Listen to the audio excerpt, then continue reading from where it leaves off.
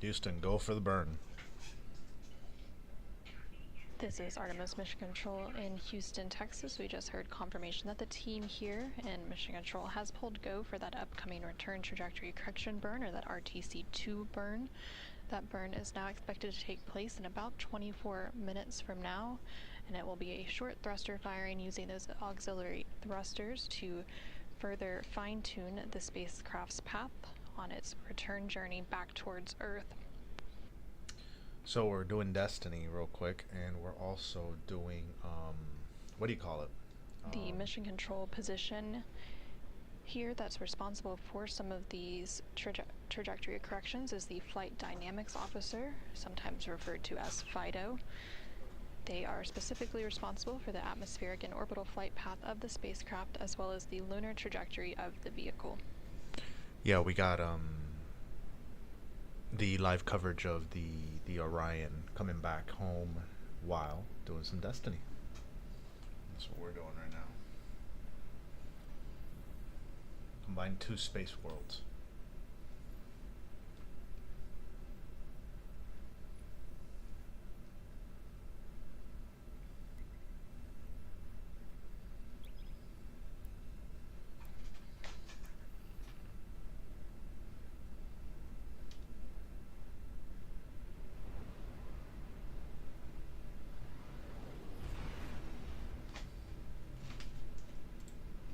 Coming up ahead of the burn, in about 2 minutes, we do expect the solar array wing positions to be moved and confirmed that they are in position for this upcoming burn. And then about 11 minutes before the burn takes place, we'll also expect to hear a call that Orion is in burn attitude, and that confirms that the attitude maneuver ahead of the burn has been completed. It's difficult, but at least here, time only flows one way.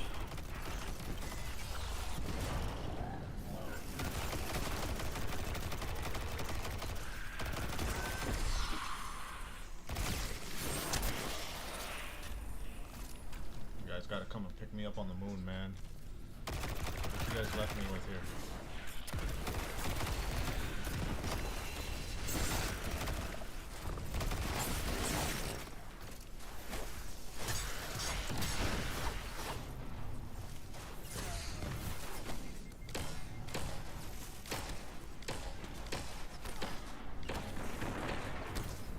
Jeez, I was about to pop my shield too.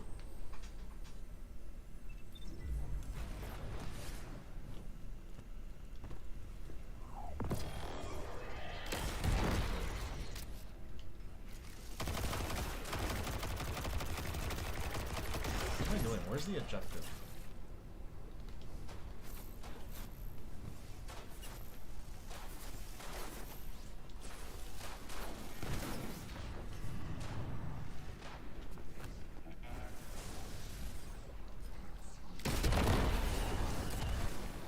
Where'd this guy go?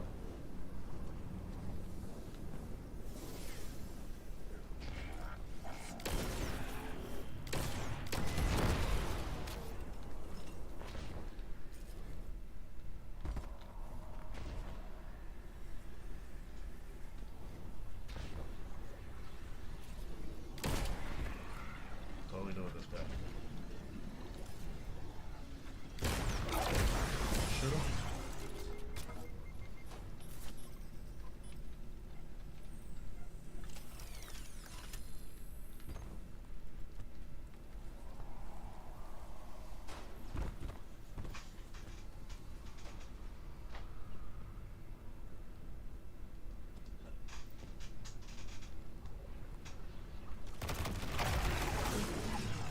All this junk they put on the moon, man.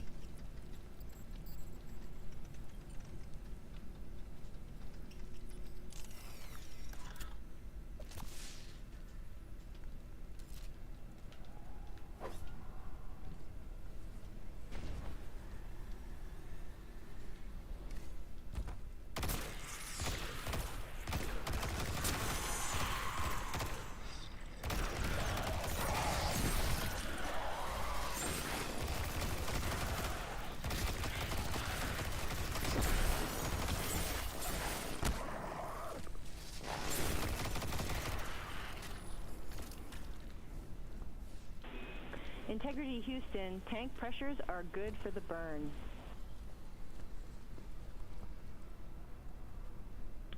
Integrity copies.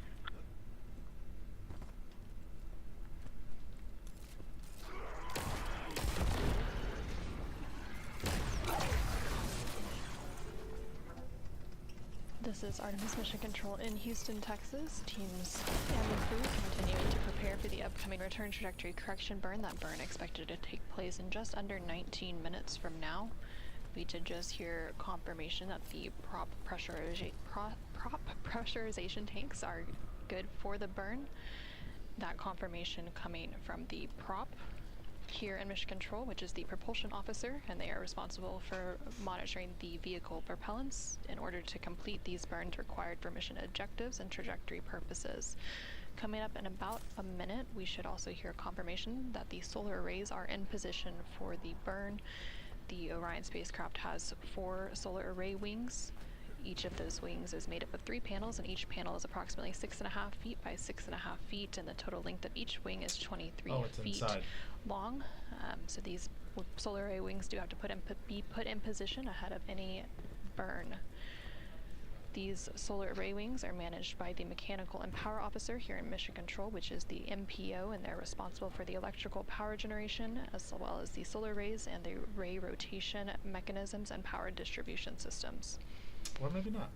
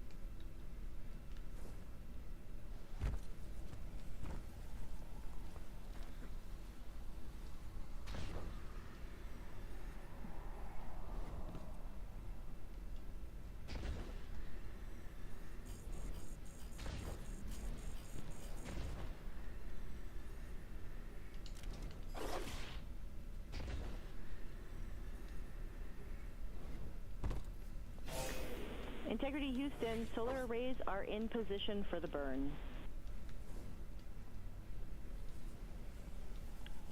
We see the same. This is Artemis Mission Control in Houston, Texas, and we did just hear that confirmation that the solar array wings on the Orion spacecraft are now in position ahead of the upcoming return trajectory correction burn. Again, that burn is scheduled to take place in about 16 minutes from now. The next call that we will likely hear is in about 5 minutes, when the Capcom or capsule communicator here in Mission Control will call up to the crew to confirm that the maneuver to burn attitude will be beginning, and then they will also call up to confirm that that burn attitude is complete.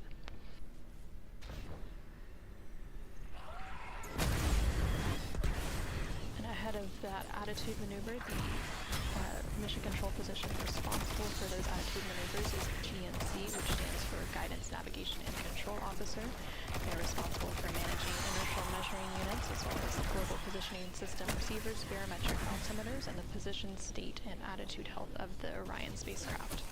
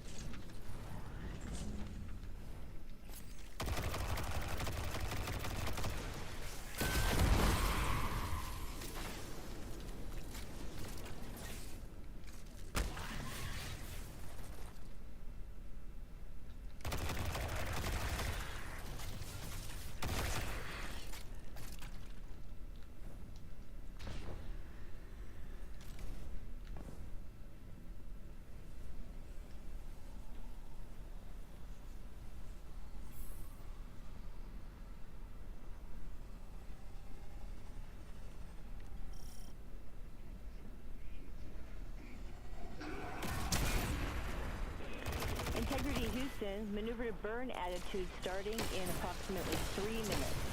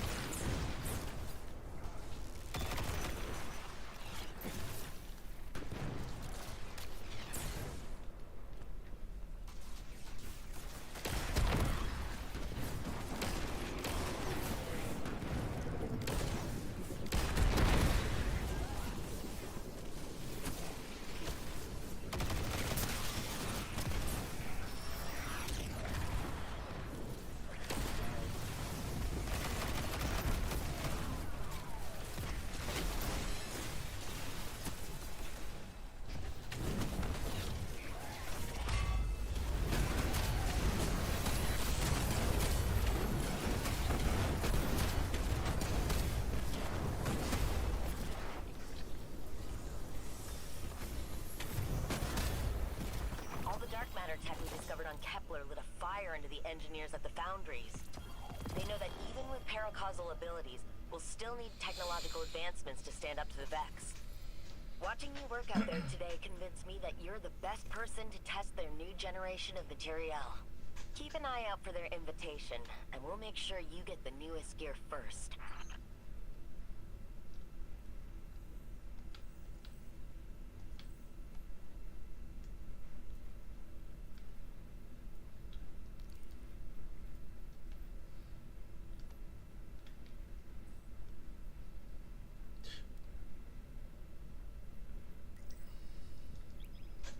Let's check on this this thing.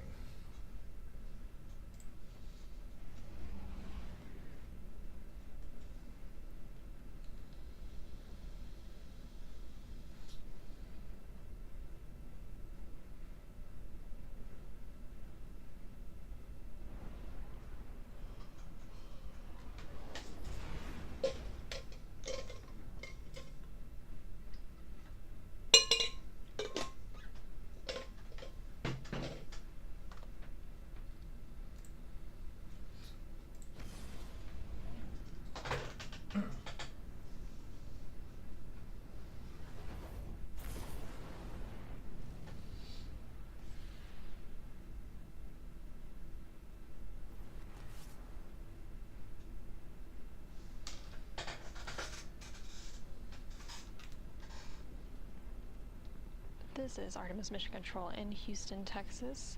We are currently about 10 minutes away from the start of the Return Trajectory Correction 2 burn, or RTC2. This is expected to be about a 9.41 second burn with an expected delta velocity change of 5.37 feet per second, using the 8 pulse-X thrusters on the Orion spacecraft to further fine-tune the trajectory of the Orion spacecraft on its path back towards Earth. Currently on your screen, you can see a view of the Artemis Real-Time Orbit website, or ARO. The Orion spacecraft is currently traveling at a velocity of about 3,400 miles per hour, and it is about 114,000 miles away from Earth. Earlier today, it did pass the halfway point of its return back to Earth.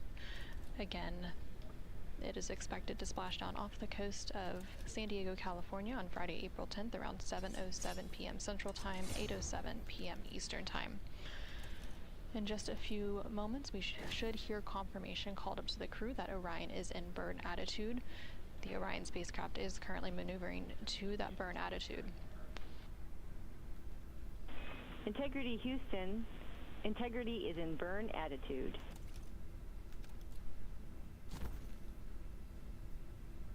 We see the same.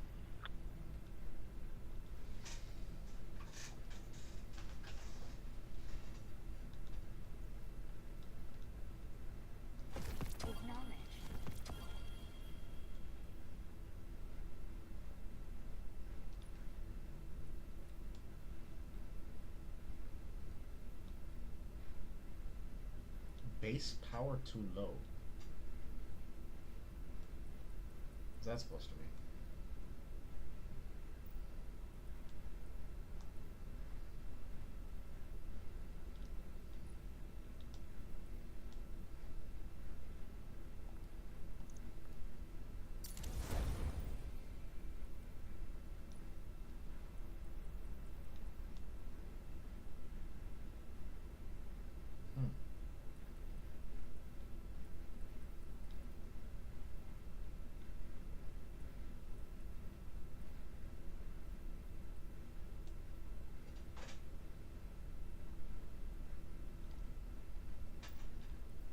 Interesting.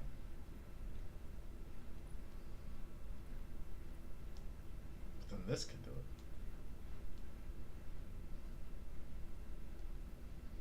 What?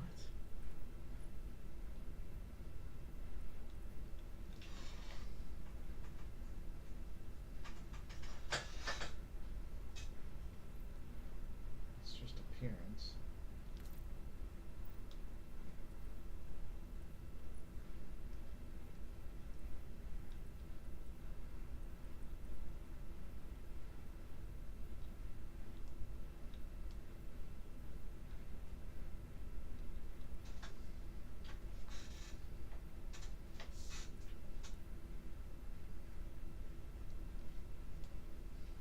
That is so strange. I've never seen that before.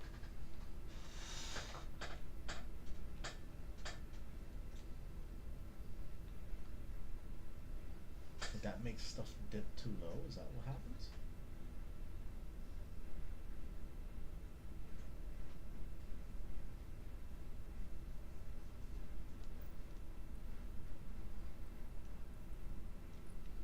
Oh, which, by the way,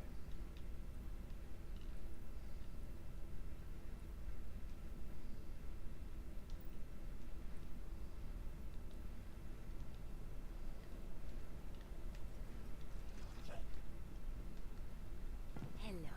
Hello. What can I do for you, Titan? Doorstep.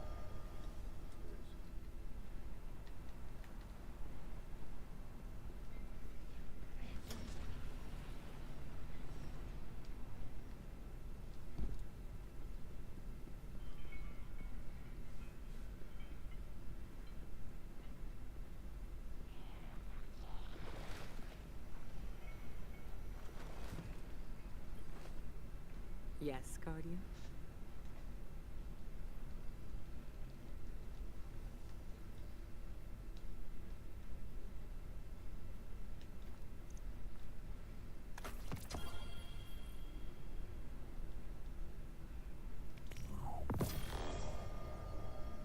It's on your shoulders.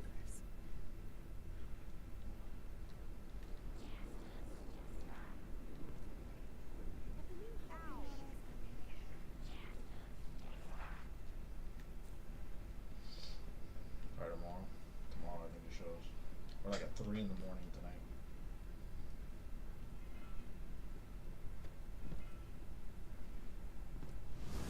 I do a reset. It's 2 or 3 in the morning.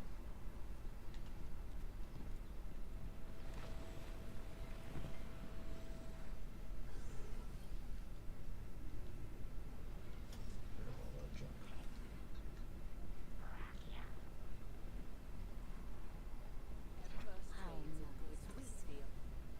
Hi there. Whenever you need me again, Guardian.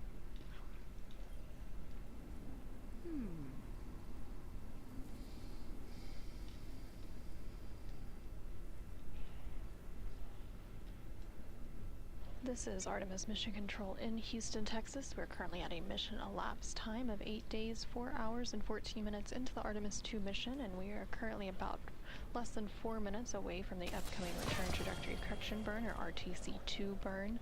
This is the second in a trio of burns for that Return Trajectory Correction. The first RTC burn was completed on flight day 7, and then this burn coming up is the second of those 3 burns, and the final Return Trajectory Correction burn will be completed on flight day 10, about 5 hours prior to entry interface.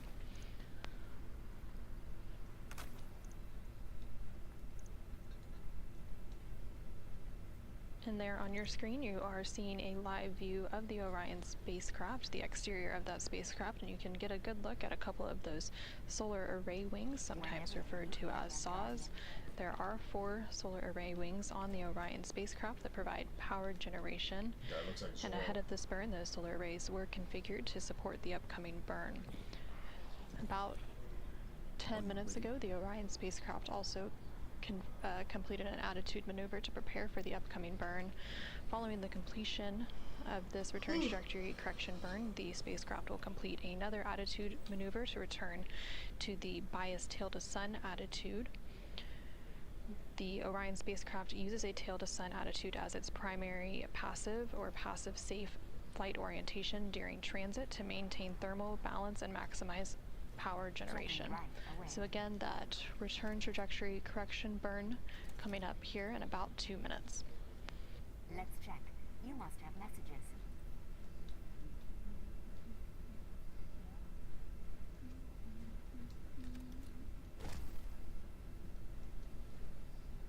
Checking.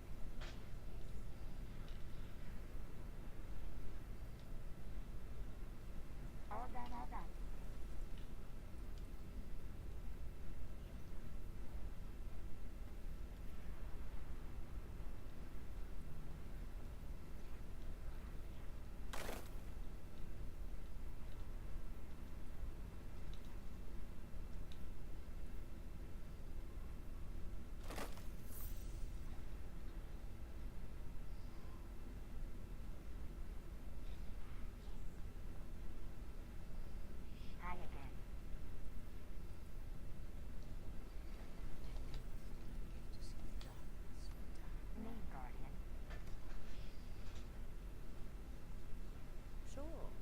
Rhythmic physical expressions won't win a fight, but they feel good. And feeling good is better than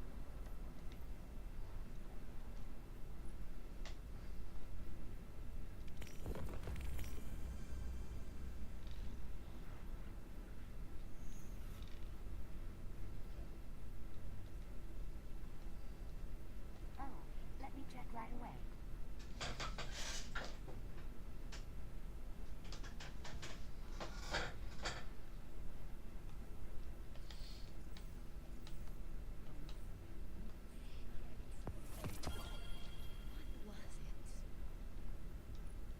This is Artemis Mission Control in Houston, Texas. We are now just under 30 seconds away from the time of ignition of that upcoming Return Trajectory Correction burn, which will be the start of that burn. Again, it is expected to be about a 9.41 second burn using the 8 auxiliary pulse-X thrusters on the Orion spacecraft's service module to generate a 5.37 foot per second change in delta velocity. Eververse trades in goods we feel enhance a Guardian's journey. And we do have confirmation that the Return Trajectory Correction burn has started, that taking place at 9:53 p.m. Central Time, 10:53 p.m. Eastern Time, and we also now have confirmation that the burn has completed, again that taking place at 9:53 p.m. Central Time, 10:53 p.m. Eastern Time. Just some squirts. Just some little squirts. That's what that was. Some squirts, some burn squirts. So when you have too much Taco Bell.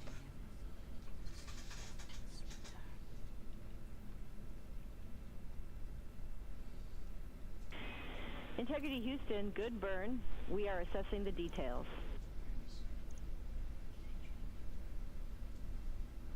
We see the same and copy.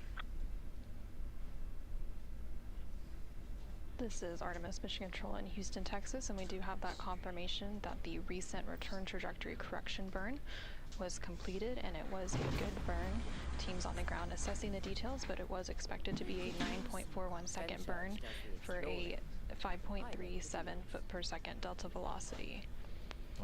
Again, these return trajectory correction burns help to fine-tune the Orion spacecraft's path as it makes its way back to Earth, and this was the second in a series of 3 return trajectory correction burns, with that first return trajectory correction burn taking place on flight day 7, and the final return trajectory correction burn is expected to take place on flight day 10, about 5 hours prior to entry interface.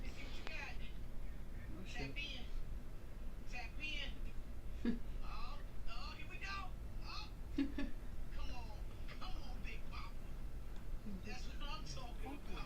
She said she wanted to express herself, so... Let me look at you. The least. Well, Titan, let's see what we have here. Watch. It's fit. It's gross. You're trying to be manly. Oh my god, I love him.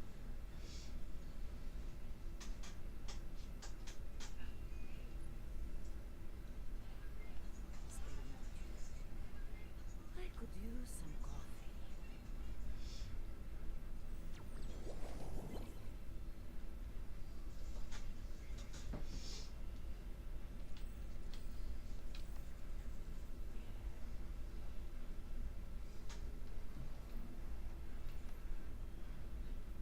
Are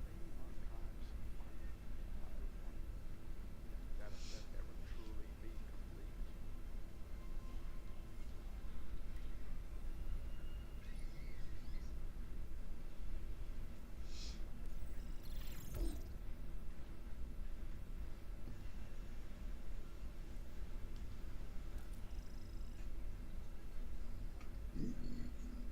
Integrity Houston, confirm a good burn, and prop post-burn reconfiguration is complete.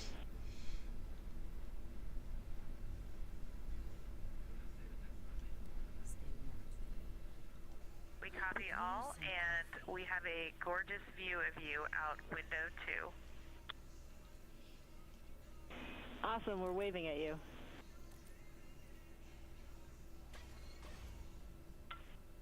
We are too.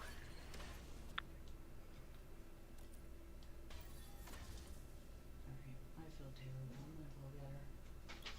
But I told her to come with me and she looked at me like... This is Artemis Mission Control in Houston, Texas. About 4 minutes ago, the second return trajectory correction burn was completed. That burn taking place at 9:53 p.m. Central, 10:53 p.m. Eastern, to further fine-tune the Orion spacecraft's path on its return journey back to Earth. We did get confirmation that it was a good burn. Again, this burn was executed using the 8 auxiliary pulse-X thrusters on the Orion spacecraft's service module. Now that the burn is completed, the Orion spacecraft will conduct another attitude maneuver to return it to the biased tail to sun attitude. Again, the Orion spacecraft uses a tail to sun attitude as its primary passive or passive safe flight orientation during transit to maintain thermal balance and maximize power generation.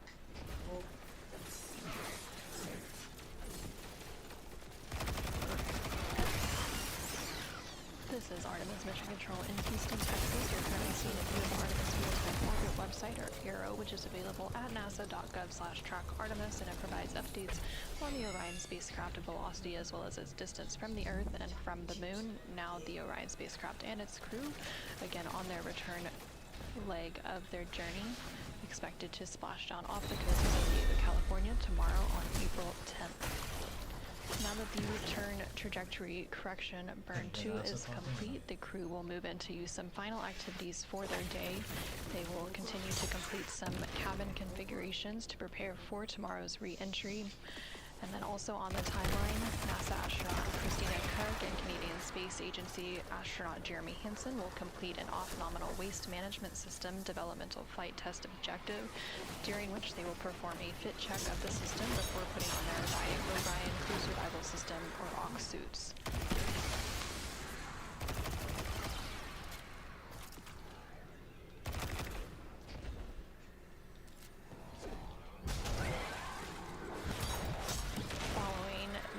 Developmental flight test objective, there will also be some additional stowage tasks. So the 4K encoder on board the Orion spacecraft will be disabled and also stowed to prepare for re-entry. There will also be some final configurations for the hatch entry, as well as some final configurations for the docking hatch opening system, and some final toilet maintenance, as well as some data transfer for the actigraph, which is a device that the crew is wearing.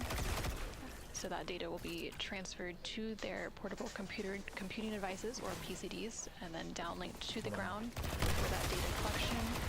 Additionally, there will be some final AGA readings, or anomaly gas analyzer readings, which is a laser-based instrument which detects trace contaminants on board the Orion spacecraft.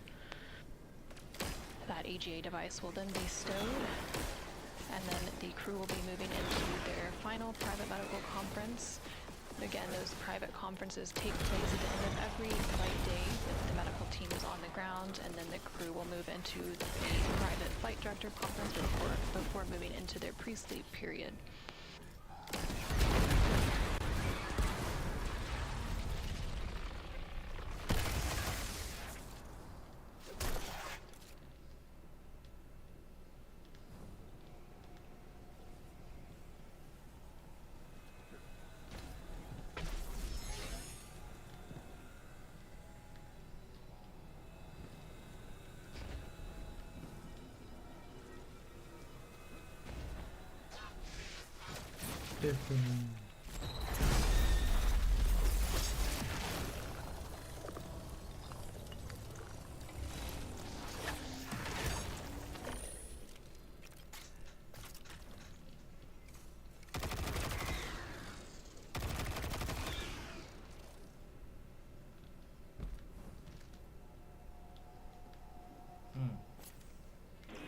Integrity Houston for Delta to ONWMS DFTO procedure.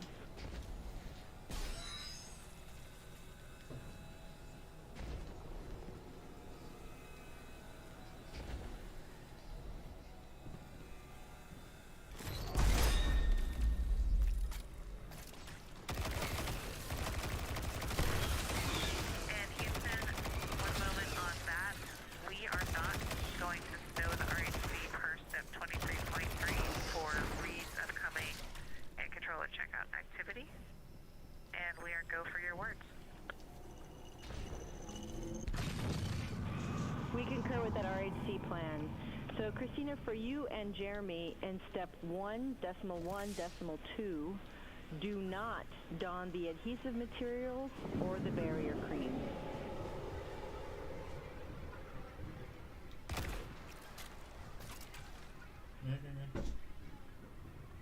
We copy all things.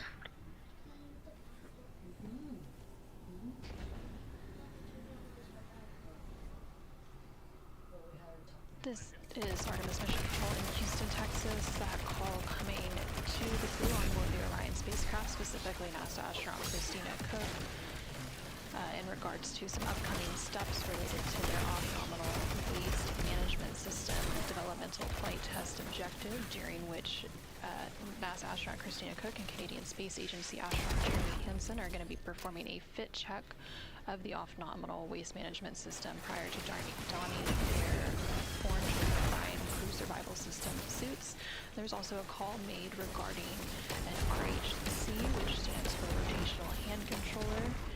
That made in advance of another activity that NASA astronaut Reed Wiseman will be completing, during which he will be completing some deflection checkouts of the rotational hand controller as well as the translational hand controller to ensure that the crew can track a target, and this is performed as part of the entry systems checkout. Again, the crew is working through some final cabin configuration as well as other steps to prepare for tomorrow's re-entry and splashdown.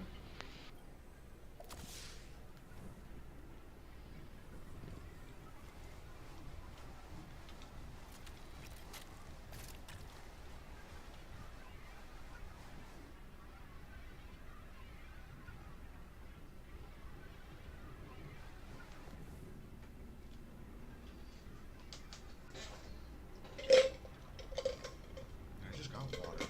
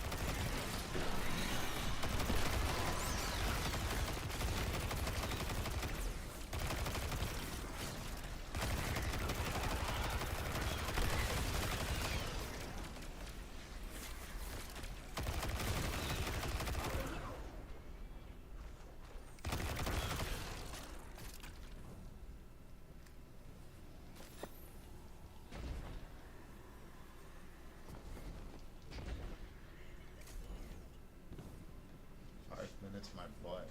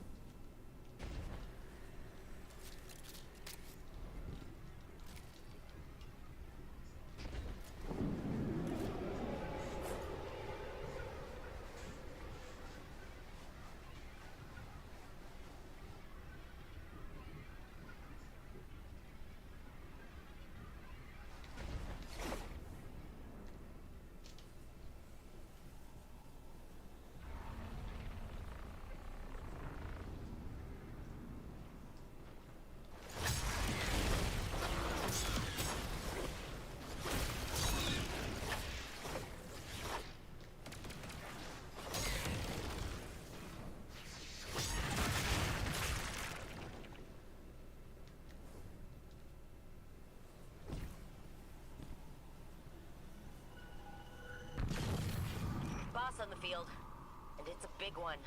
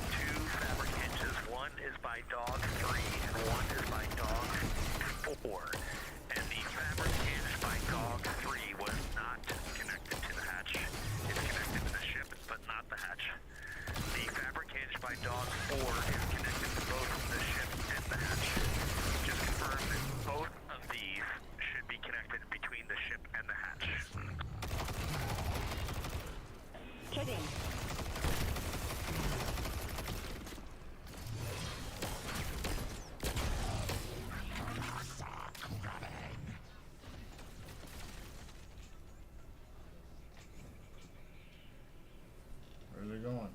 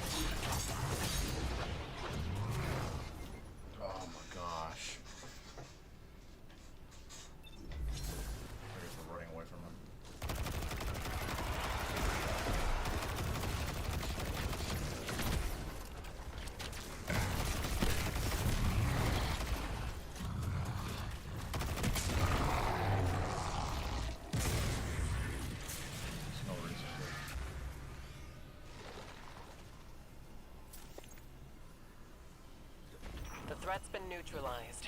Do these solo missions happen often? Not really. We prefer to work in teams. Are you more of a lone wolf? I would if I could. I'm always forced to work with someone at least. Never a moment of quiet. Oh, sorry to hear that. Don't be. You're different from my assignments.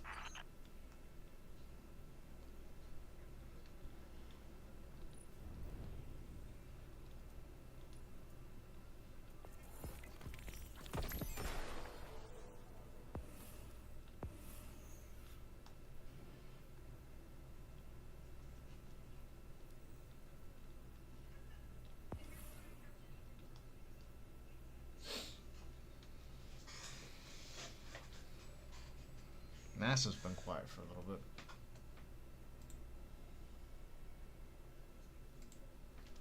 Look at the Earth.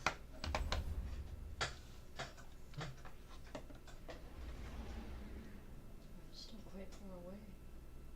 Oh, this is. Check this out. Refresh this. 112. Oh more than halfway. 155 away from the moon, 112 to Earth, and we've sped up. We went up 3,500 miles an hour.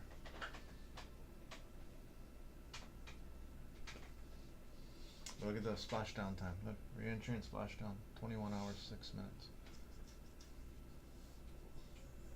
Crazy, huh?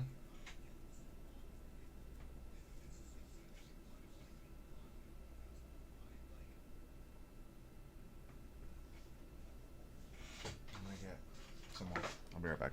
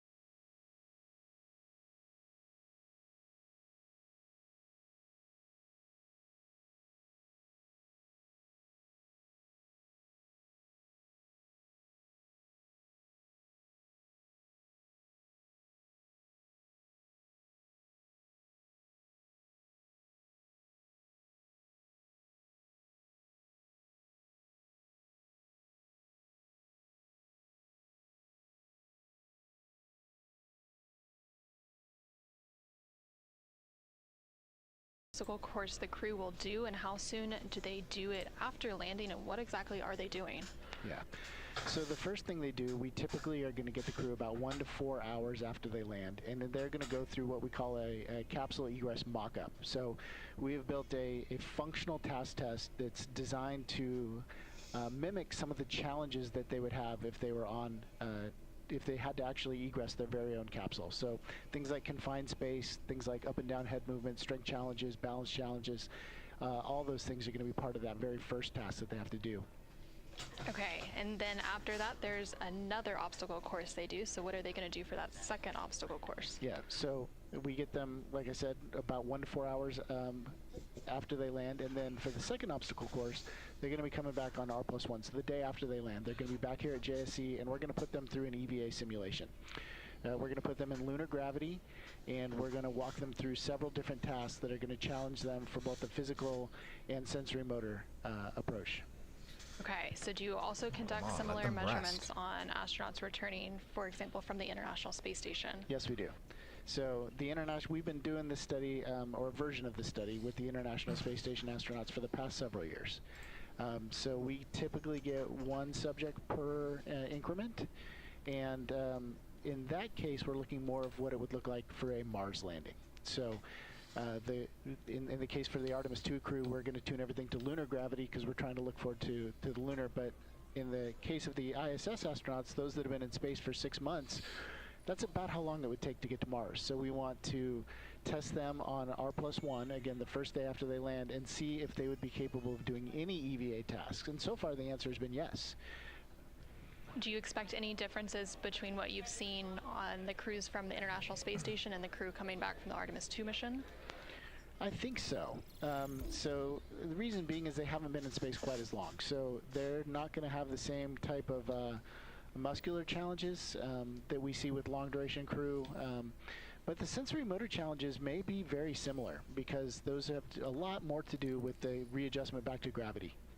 Okay, so why do we want to know how quickly that they will adjust to their new gravity? Right, so the early Artemis missions are, as we've seen, when we land on the moon, they're a busy mission right now. We're looking at 4 EVAs in 5 days, and we're looking at that first EVA right now as being one that we might have to take a little cautiously because of the sensory motor disruption, because of that adjustment from 0G to 16G. And one of the reasons we want to do this test soon after they land is to see how capable the astronauts are going to be on that first EVA. Now you might ask, didn't we do that already with Apollo? But Apollo did direct descent. They got to the moon within about 3 days, whereas the Artemis missions, they're spending more like 7 to 10 days in microgravity before they land on the moon. So they're going to have a little bit more sensory motor disruption. Okay, so landing is soon. What is next for you and your team? Yeah. Well, I've got some of my team is already out at San Diego right now, getting ready to support that landing and that test on that happens about 1 to 4 hours after they land. And the other portion of the team is now getting set up to do that EVA simulation over in Argos. So that's the active response gravity offload system over in Building 9. It's basically a fancy robotic crane that offloads a portion of the crew member's body weight so we can simulate lunar gravity. So really the end of the mission is kind of when all of your work starts, for the most part, getting all of that post-flight data collection. Yeah, so a lot of folks look at splashdown as being the end of the mission. That's for us kind of the start of when some of the most interesting data on the kind of human response to this mission begins. So thank you so much for joining me, Jason. With one more question, what are you most excited about from learning for this mission? Well, I'm excited about splashdown tomorrow. I mean, so is everybody. But in general, what I'm really excited is when we get them back over here at JAC, we put them through that EVA simulation, and because these astronauts didn't get a chance to land on the moon, but they get to pave the way for the Artemis 4 and 5 and so on astronauts, so they'll be prepared and ready to go, and I'm looking forward to that EVA simulation. Well, that's great, and thank you so much. Again, this was Jason Norcross, lead for the obstacle courses that the Artemis 2 crew will be completing once they return back home to Earth. Thank you so much, Jason. You're welcome. Thank you.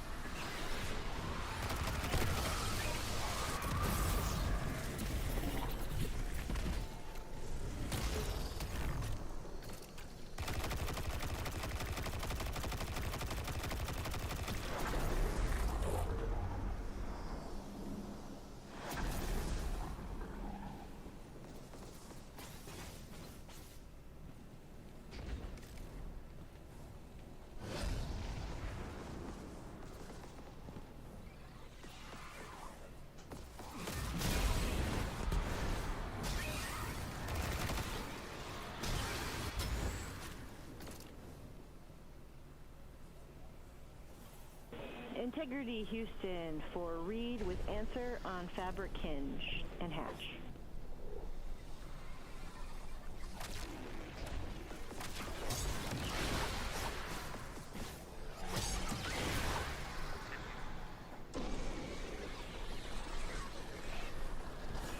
And you're coming in a little bit low. Hopefully you can hear me fine. So the fabric hinge on the docking hatch should be attached to both the hatch and the ship.